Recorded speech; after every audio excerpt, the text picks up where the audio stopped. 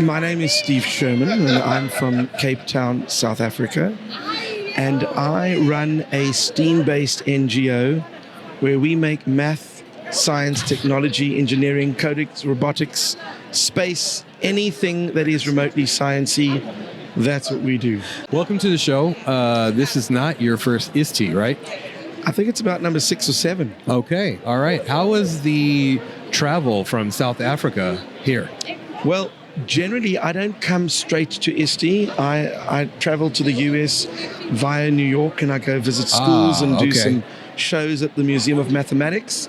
So from New York to San Antonio wasn't too bad. New York to San Antonio. No flight delays or anything? No. Funny enough, I was one of the few that didn't have any issues. Okay. The rest all did. Where specifically in South Africa are you from? So I'm based in Cape Town, South Africa. In Cape Town. Which is the southernmost tip of Africa. Yes, it is. It definitely is. Okay. All right. Now, we're recording this live at ISTE 2025, but you could be listening to this way after the fact. And it's all about EdTech and AI. Now, in South Africa, what does EdTech and AI look like in education specifically? It's a fascinating question because in the last year or two, things have changed exponentially. Okay. Purely because, for example, our government has mandated K to 7 to do coding and robotics. Mandated. So every student from K to 7 is doing coding and robotics in every school. Wow. That's part of the national curriculum, just been released in the last year. And what that means is now schools are adopting new technology and are focusing on new tools and modalities to actually teach this in the schools. And then they're thinking, well, what other products are there out there? And clearly AI, ChatGPT and Gemini and Claude and all those things are starting to permeate the schools. So they are thinking, well, what are the policies that we should develop? That's a big question right there. And this is where it's happening. I mean, it's happening right now in South Africa. Okay. All right. That is interesting that South Africa has seen the value of coding to the point that they've implemented it and mandated it in all classrooms. What grades? From K to 7. K to 7. Wow. We're behind the boat over here, man. I think it's pretty innovative in its approach. I think it is too. It absolutely is. Okay.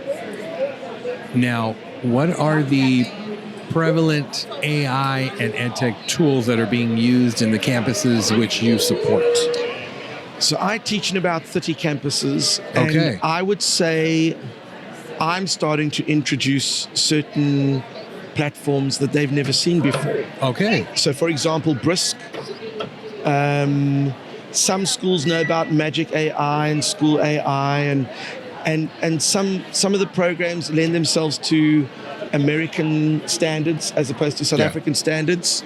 But what I have noticed is that schools are eager to learn, because I don't think there's a single teacher out there that doesn't want to use AI to enhance or augment the work that they do.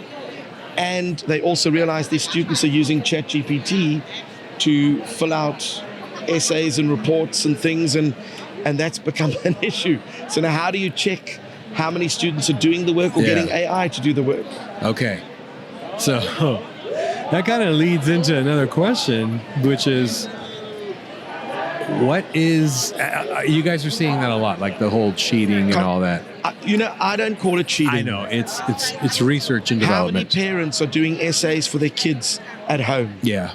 So what I would think the best thing to do is for kids to actually write essays at school, and rather spend time at home doing enrichment extension work as opposed to giving them homework and relying on technology to do it for them. Yeah, that's a good point. So what are you guys like trying to use AI checkers for those?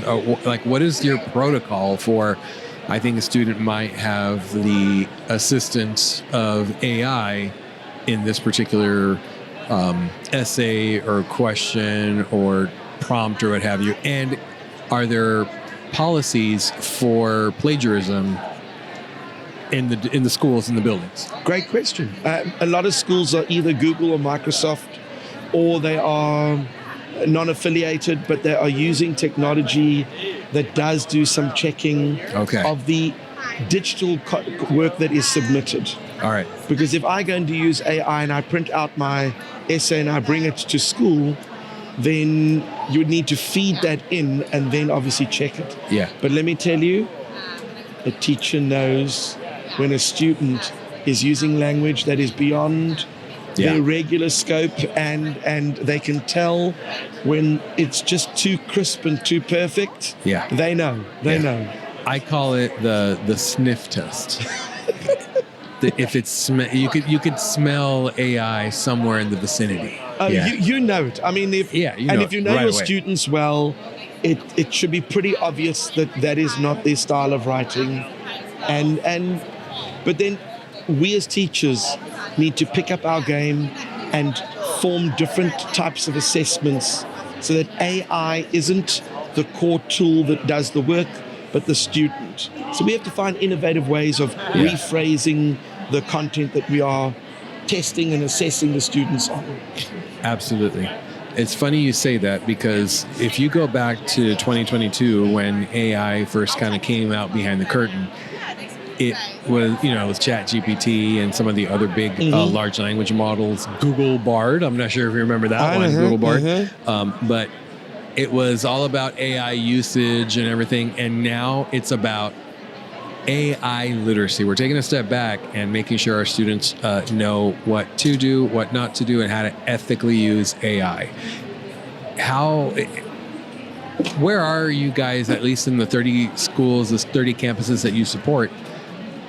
Where are you guys in that process? And I think your microphone is falling a little bit, so if you want to prop it up, man, by all means, is that a little bit better? That's a little bit better, man. I like it. Go for it. So what is interesting is that a lot of people have misconceptions about AI. Okay. When you go from a Google culture of, I'm going to Google Egypt, to please write an essay for me about the pharaohs in the Second Dynasty, they think that it's just putting in a request one after the other. They don't see it as a conversation. Yeah. And I think that is a culture that still needs to be brought into schools.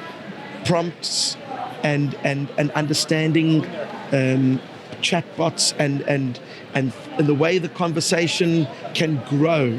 So for example, if I ask, please write an essay about something, and then I say, could you please adjust the level of that essay? It's a continuous conversation. Yeah. But what they would do is they would say, please write the essay.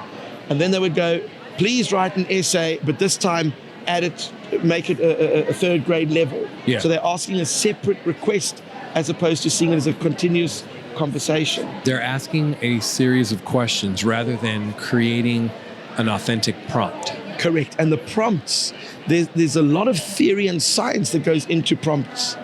And I don't think that enough people know enough about that. So that's one of the things that I think is going to start to grow.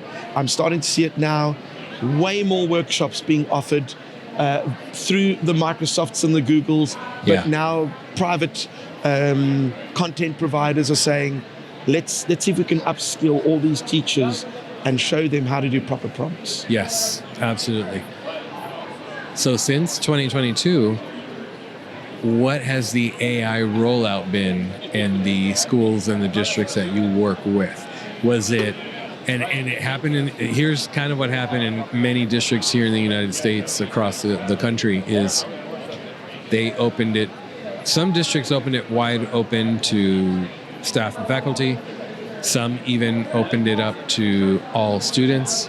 And some said, no, we're not having, like New York public school system, when ChatGPT first came on the scene, like they blocked it for everyone, no staff, no faculty, no one can get to it. So what did that look like 2022, and how does it look now in 2025? So here's the interesting thing. Most schools will just put it in. They don't have any issues with data being used, taken away, stored in certain countries until the Poppy Acts came into play. where that is a law that you can't just utilize other people's information. You know, I'm sure it's all around the world, but with different acronyms. What did you call it? We call it the POPIA Act, POPIA. Okay. I can't remember what all the letters stand for, but basically, for example, if I collect information in a form, I can't keep that information for more than a year. I can't store it in a place that people can access and that sort of thing.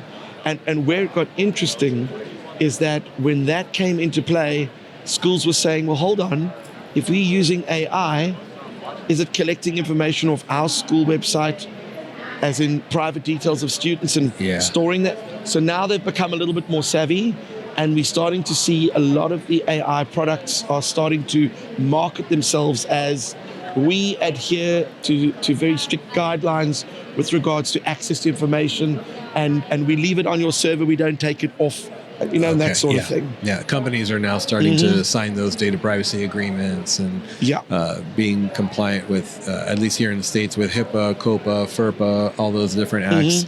Yes, so that's interesting. Okay. And that's where you guys are at now, like that POPIA Act, you called it? We call it the POPIA Act. POPIA Act. If we look up the acronym, I'm sure we can work out what it is. Okay, all right. Do you see your teachers being on board? Do you see them as having those AI literacy skills and maybe ready to start getting the students involved, or is there still some groundwork you got to do with our teachers? Depends which schools you're referring to. Okay. So in South Africa, we have the haves and the have-nots. Got it. And the divide is quite large. There's a huge chasm between the two. So if I go into a disadvantaged school, 1,200 students, 25 teachers, you do the math, the ratio is not great to start with. No, it's not. Then you ask what sort of internet access do they have. They've got a 10 meg line for 30 computers in a lab. 10 megs? What is 10 megs? I mean, I could probably burp more megs than that. And then, of course, you've got computer labs that are not run by a computer and IT person. It's one of the teachers who has a computer, so knows how to switch it on. Yeah. And we all know that when one computer goes down, installing software and all these things, if you don't have a dedicated person, it's not going to happen. Yeah. So that's the have-nots. The haves, some of our schools are so clued up on AI, esports, and these things. They have got better facilities than many of the schools that I have been to in the US. And some of our schools are even competing in international esports and winning. Okay. Which is incredible. So not only competing, winning. Winning. Taking the cake, yeah. So I think at the end of the day, it's about introducing these things. I can't see a single teacher that wouldn't want to use it because it does save time. It can help with assessments and marking. It certainly helps with differentiation. It helps with, English second language learners. It's helping with people with emotional, social learning issues. It's people with learning special needs and learning disabilities. There are so many benefits to using AI. We just need to see if it will be adopted by all and if they have the facilities to adopt it, because not everyone has all the facilities. Yes. Yeah. We got some action behind the camera over here with Becky Kane. Yeah, absolutely. Becky, Nathan. Yeah. Awesome. Now, you mentioned, no. I'm going to go back a little bit. I want you to talk about the Facebook group that you started. Mm-hmm. I want to say it was 3 STs ago. It was 4. It might have been 4 STs ago. Yeah. So it used to be like ST 2022 collaboration. Correct. And then you changed the title to ST Global Collaboration, right? Correct. Where'd that idea come from? So I'm a global educator. I collaborate with a couple of hundred teachers around the world, and I do that on a regular basis. Yeah. And when I come to ST, I don't see it as a US event. Correct. There are teachers from all over the world. And you don't have to be at ST to benefit from the resources. So I figured, let's put together a group So when you are at ST, if people are doing workshops, let's share this with the people who are there. But what about the people who are not? Yeah. So they get to access all the Google Docs and the resources. And Eric Kurtz, a legend in EdTech, he always volunteers to put together a Google Doc of all the mixes, all the workshops. And then you also get all the people attending so that you can connect with them, find out a little bit more about them, and hopefully collaborate with them as well. Yeah, yeah. So, and that's been going on strong. I mean, I remember I might have been like the 100th or 200th person to join that group, but we're in the thousands now. Absolutely. In the thousands. So I'd like to thank you for getting that off the ground, brother. That idea was such a simple idea, but such an impactful idea to have that global collaboration group. And it was done simply because I wanted to build a sense of community with people who are coming to ST, and it's now it's going to expand even more, because after ST, all these people that I've been networking with, we're going to start to add them in, and hopefully they'll bring their friends in, and it'll grow organically. And the power's in the numbers. The power's in the numbers, absolutely. Now, you're officially on the EdTech Bites podcast, and on my show, sir, we break bread together. So I've got you had me at hello. So I hosted an event with Class Dojo, who's graciously sponsoring all these episodes. Ladies and gentlemen, make sure you check out Class Dojo for districts. And I hosted an event where we had some desserts as well. And we have a Mexican wedding cookies. So if you want to grab one of those white powdery ones there, that is a Mexican wedding cookie. So I'm going to break bread with you here. Cheers. Cheers. All right, let's do it.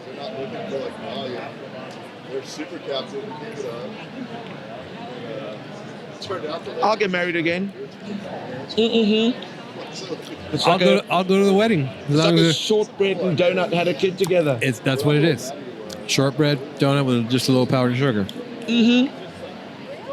I can do that. And I do have to say, last year, IST in Denver, you gave me a box of teas with an interesting backstory. And we still have them at home, and we use them. We drink them.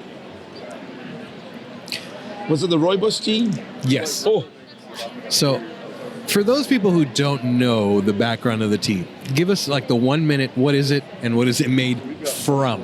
Okay, so here's the thing. Obviously, most teas, you collect the leaves and and the plants and you crush them up. Yeah, you cure them. Same thing, but the rooibos, the way they actually spread and germinate the bushes are ants. Yes, they are. Ants will go and eat from the various plants, and then they will, what's the word I'm looking for?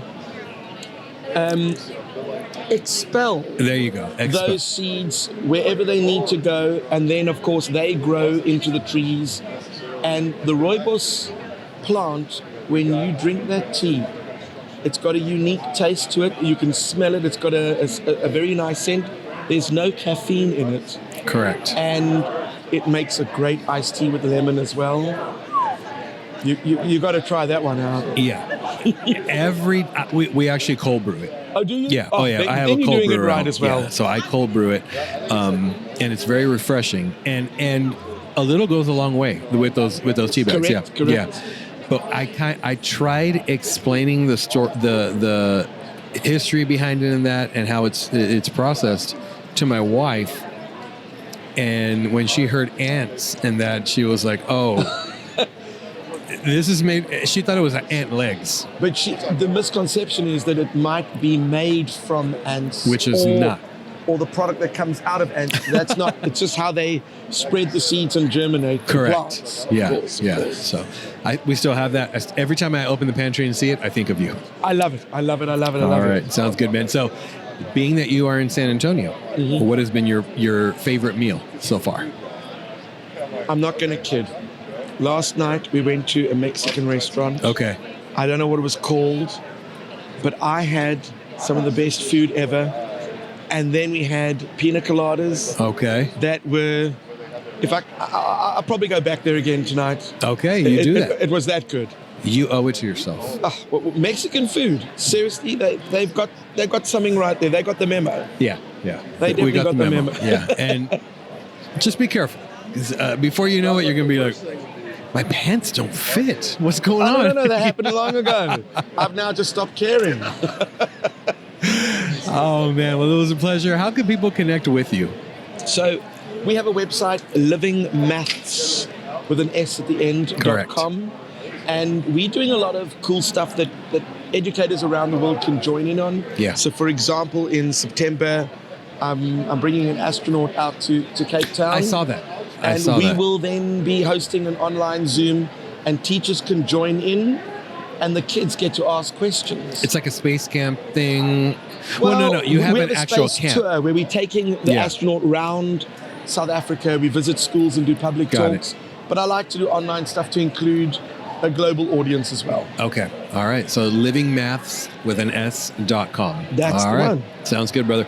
I do have one final question, which is the $1 million question, which is the most important question you'll be asked the entire conference in San Antonio. And I want you to go with your gut. I don't want you to think too much. I just want you to go with your gut. So, corn tortilla or flour tortilla? Flour tortilla. Flour tortilla.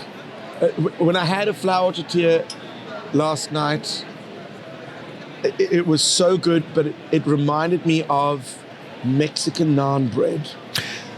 That is a good way to describe it. When I eat naan, I think, to me, it's a thicker version of a tortilla, flour tortilla. But it was so fresh and and dangerous because you can just fold things into it and you just keep pumping them in. That's the problem. Or solution. I don't see that as a problem. It's a solution. It's a creative solution. Correct. It's an opportunity. It's a problem for a creative opportunity. Yeah, absolutely, man. Well, I appreciate you, everything you do for our educators, our students, and everything you contribute to our educational space. I'd like to thank you for starting that Global ISTE Collaborative group on Facebook. And if you want to connect, the link will be in the show notes. That way you can join the group. That way you can connect with Steve as well and learn with him and from him. And if you want, get in touch with me. I'm happy to do a Zoom call in your classroom and mess with your students' mind. We can do brain teasers and puzzles and that type of thing as well. While drinking some of the rooibos tea. Absolutely. That sounds good. You know what I need to introduce you to next time? Rusks. So in South Africa, we have a tradition. Okay. It's kind of like a very hard biscuit, and usually buttermilk, whole wheat, whatever. And you dunk them in your tea or your coffee. Oh, you had me at dunk. So I'm going to make sure we get you some rusks. Okay, let's do that. Rusks. Rusks. RUSKS. I'm gonna have to Google that. It is. People sometimes don't understand it, but once you've dunked them, you'll get it. You'll get it. All right. So you know what I might do? I might do a video recipe. I might make it and record the video recipe. I'll send you a recipe. Send me the recipe. I'll send you a I will recipe. cook it. I will make it and put it on YouTube. Okay, deal. It's a deal. Sounds good, brother. I appreciate it. Enjoy the rest of your time here in San Antonio. Thank you very much. Thank you.